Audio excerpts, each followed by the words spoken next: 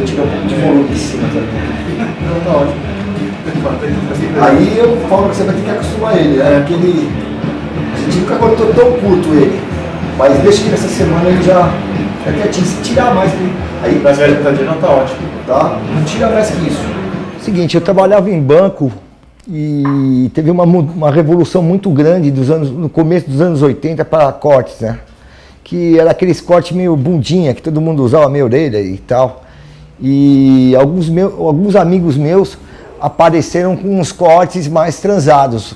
Isso é 83, 2, 3, que o pessoal estava se baseando nas bandas de fora. O cabeleireiro, ele não... na verdade, ele vai pegar a mecha que ele aprendeu na escolinha, dividir aqui, ó, pegar aquela mechinha e fazer isso aqui, tá? O que vai acontecer, hairstylist? Eu tô vendo o visual dele aqui, ó. Eu tô olhando pra ele. O que eu acho que eu vou pôr no rosto dele? Vou pôr um corte... Lógico que ele tem a preferência de corte, eu tenho que seguir o capricho dele. Então, porque no caso dele, é mais ou menos esse corte. Vou dar uma secada, uma tesouradinha, mas ele gosta de corte curto e prático, dia a dia. Eu vou olhar, eu vou saber se eu vou pôr uma costeleta aqui pra ele, pra afinar o rosto, pra deixar o rosto dele quebrar o redondo. Então você trabalha com essa coisa de visagismo. A ética de uma classe que realmente na época nem estudava, não queria saber de nada, entra numa profissão para fazer isso, não tem, o cara é totalmente sem ética. A gente tem ética que a gente é filho. E a gente é filho de barbeiro, já nasceu com a. Entendeu? Então você tem que ter muito cuidado com quem você põe do lado, cara.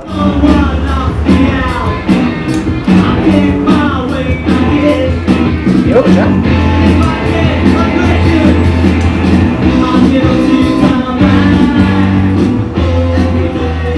Acho que assim tem um misto, né? Eu acho que ética vem muito da moral da pessoa, da personalidade que o profissional tem.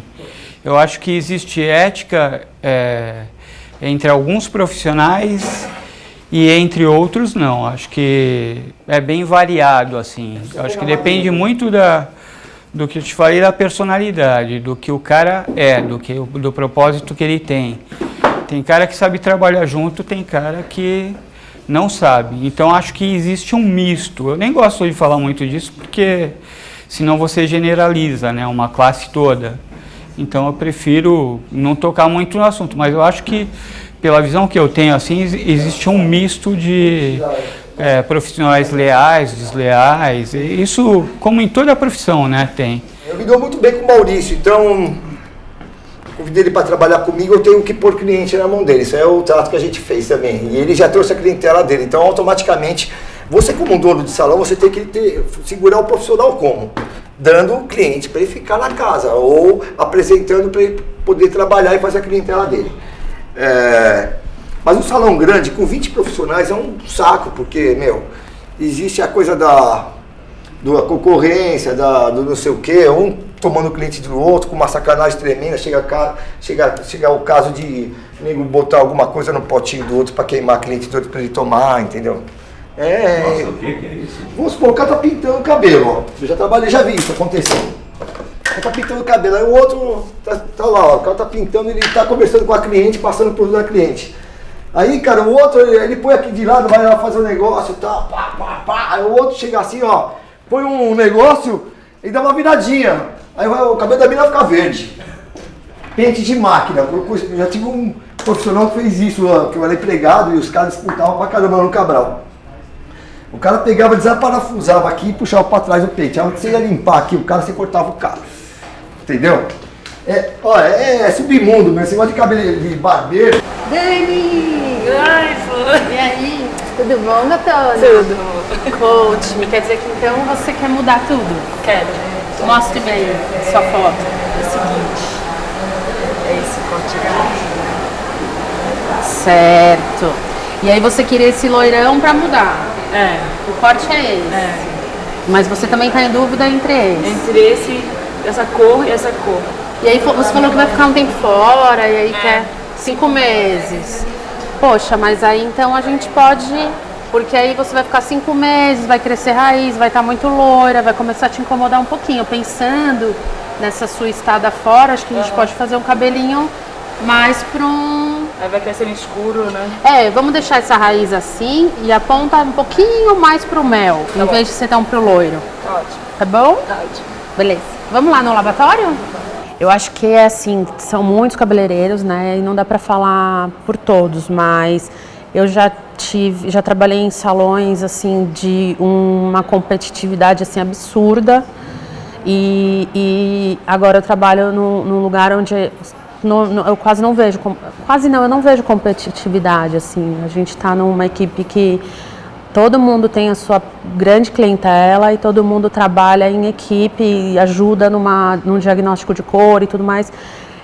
Mas tem de todos os lados, né? Eu gosto muito daquele último que a gente faz bem curtinho aqui na frente. A frente bem curto. Aqui na metade da cabeça um pouco mais longo, com fios longos e aqui tudo raspadinho. Exatamente. Porque é um corte que dura, né, também. Você viu, e ele fica legal grande também. Fica. Ele vai crescendo bem também. Isso. E então, a última vez que a gente fez aquele mesmo, funcionou. Eu não mexi em nada, ele cresceu tava dessa legal? forma.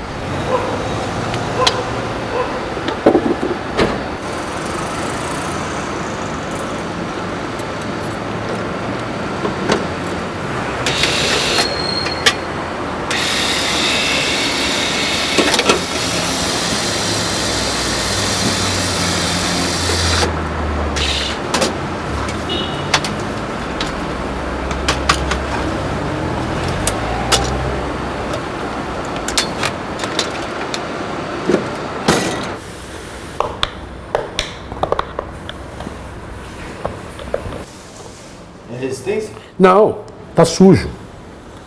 Eu bati para as pedras sair para lá. Vamos lá ver.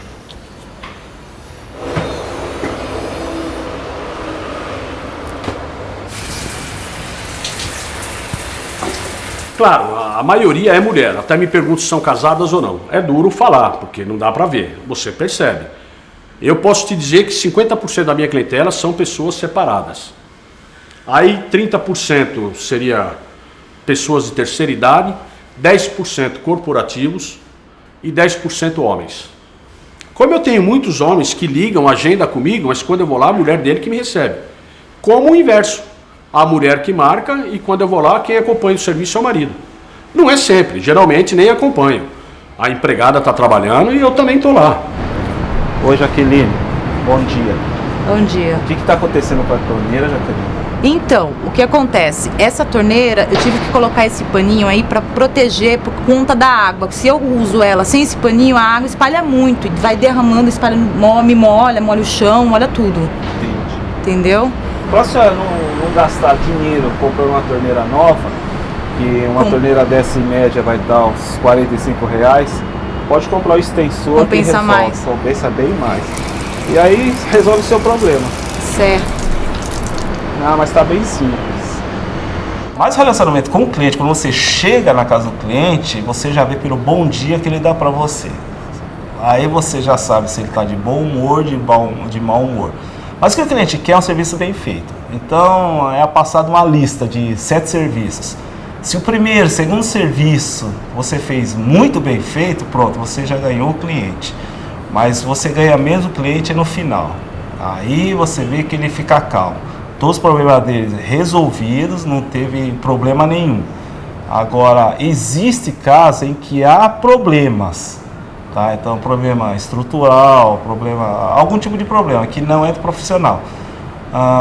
Aí depende muito do cliente. Tem cliente que aceita, tem cliente que não aceita, mas nós conseguimos explicar para ele o que está acontecendo. Quando eu não me sinto mesmo à vontade, eu falo que não faço, prefiro ser honesto do que depois ficar mal feito.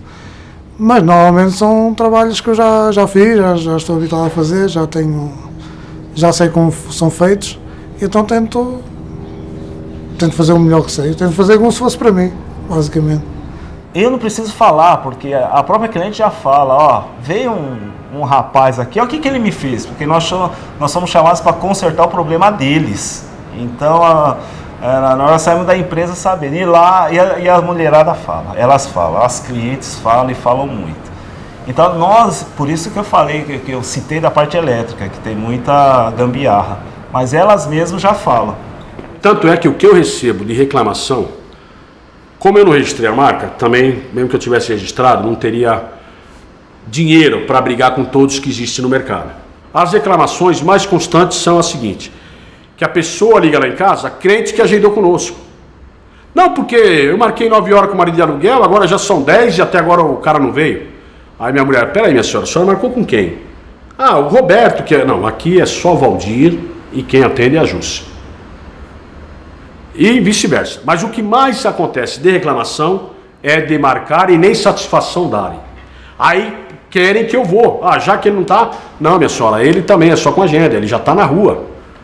Agora, que tem, de enrolar, tem. Isso não resta dúvida. Eu mesmo, tem cliente que joga limpo comigo e fala, senhor Valdir, eu traí o senhor, brincando.